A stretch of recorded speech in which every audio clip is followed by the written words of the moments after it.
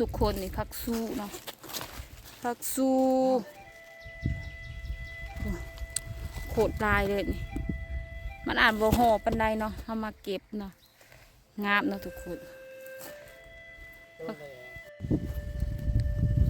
สบายดีสวัสดีเด้อทุกคนมื้อนี้น้องออดกับสิพาทุกคนมาสวนเนาะมาเก็บสวนมะเขือเก่าเขาเนาะมาเก็บผักเนาะเดี๋ยวเขาจะเอาเก็บไปขายเดี๋ยวเขาสามารถมาเก็บได้นะเพราะว่าเขาจะปลาแล้วเนาะเขาจะปลามันคือตรงนี้เป็นมะเขือเนาะมะเขือเขาปลูกพายประมาณเฮกตาร์ไปแล้วมื้อนี้น้องออดจะพาทุกคนไปเก็บผักสู้กันเลยผักสู้หวานเฮากับปลูกคือกันเนาะ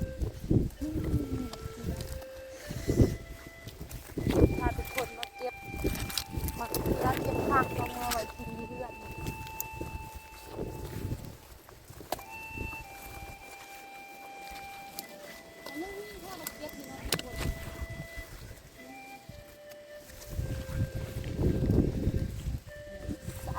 3-4 หมาเนาะ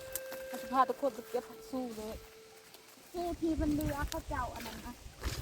เจ้าเรือคายเลยอ่ะเพราะเป็นส่วนเข้ากับส่วนเข้าเนาะแต่ว่าเอาให้มาเก็บได้เพราะว่าเขาเก็บคายไว้แล้วเนาะนี่กดออกแล้วว่าข้างคันใส่หอกผักเนาะข้างล่างหันหอกผักสู้หรือผักกะหล่ำปีเนาะ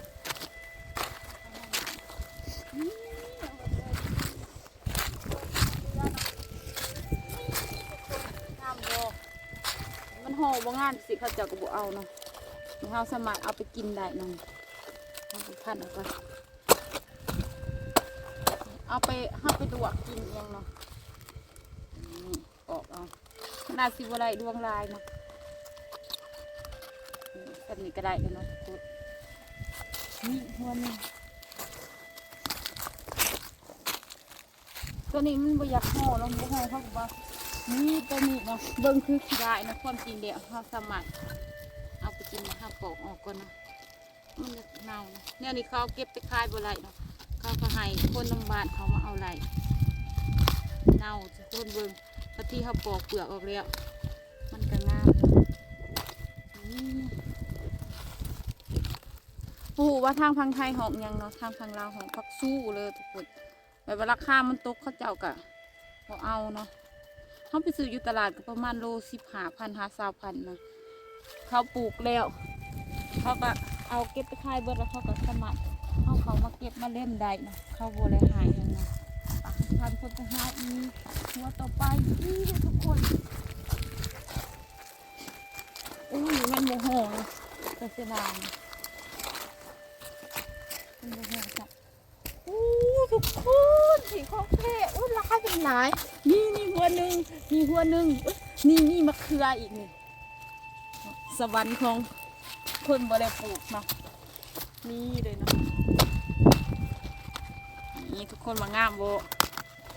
สวรรค์เลยเนาะหรือว่าน้องอ่อนปลูกแล้วมันโบโหเนาะเคยปลูกแต่มันโบโหนี่เลยนี่ทุกคนหัวหนึ่งหมานเราทุกคนหมานนี่ทุกคนหลังจากไปคืนเกี่ยวเขาแล้วเขาก็มารอเก็บผักเนาะผักซูทางไทยอาจจะหอมผักกะหล่ำปีเนาะทางลาวหอมผักซูเกิดจากธรรมศาสตร์ดีนี่มาเจอของแข็งเนาะเราเบิ้งคือหัวกีฬาเนาะแบบนี้สามารถเอาไปกินได้เนาะทุกคนกีฬาแบบงอปลาแต่ข้างในงามขนาดงอปลาวาไว้นะถ้าต้องใช้เบิ้งดีๆนะข้างในคนเบิ้งถ้าเข้าไปซื้ออยู่ตลาดเนาะประมาณโล15,000-20,000เนาะหัวนี่2 หัวก็ได้เป็นโลเนาะเป็นหัวใหญ่กะทุกคนเบิ้งขี้ลายแต่ทางนอกทางในงามเนาะขี้ลายแต่ทางนอกทางในงามคือดอกไม้นี่ทุกคนงามโบปะ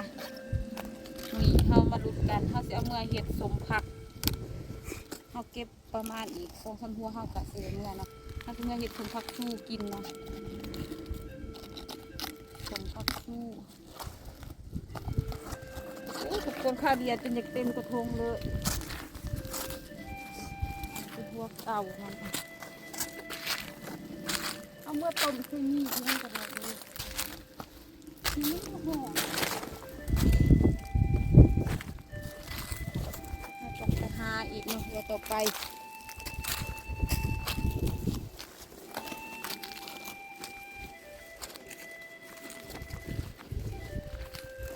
นี่ทุกคนเจออีกแล้ว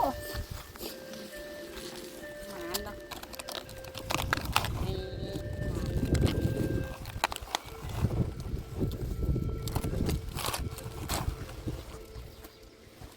่ว่าเฮาสามารถเก็บเอาทำได้ก็ได้นะเพราะว่าเขาเจ้าถิ่มแล้วมาส่วนเรา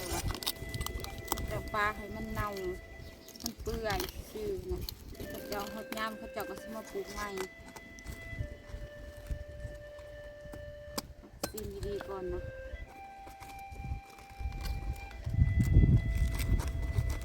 แมงมันเกิดมาจากสิ่งทุกคนแมงมันเอามาต้มใส่มีนปวดแสบเลยนะเอามาสุกผัดอย่างแมงมันปวดแสบเอามาสุกผัดมาสุกมาต้มลวกแสบจำแก้วเลยแสบน้องแมงมันจะเอาอะไรเอาเก็บเอาไว้นะ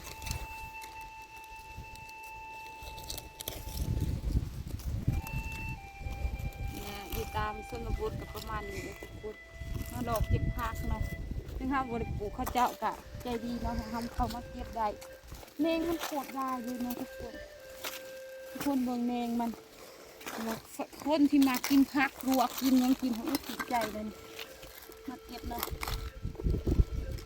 มาเก็บมากินเลยนี่นะคนดูมันเป็นตัวเศษนี่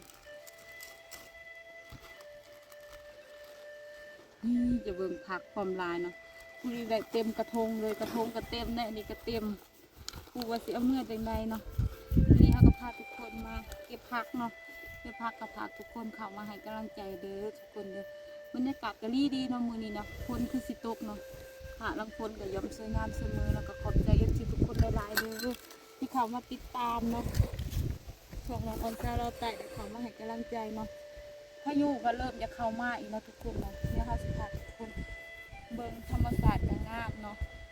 แต่ว่าเขาเกี่ยวกับท่านเดียวเนาะกันขอบใจ FC ได้หลายเลยอ่อนอาจจะมาวงไปวงมากับคนอื่นได้หลายเนาะไปอาจจะพาทุกคนเมื่อยเนาะพ่อเนาะเพราะว่าเต็มกระทงเลยเนาะเดี๋ยวใส่เบิ่งมาฟักสู้ได้จักตัวนี่1 2 3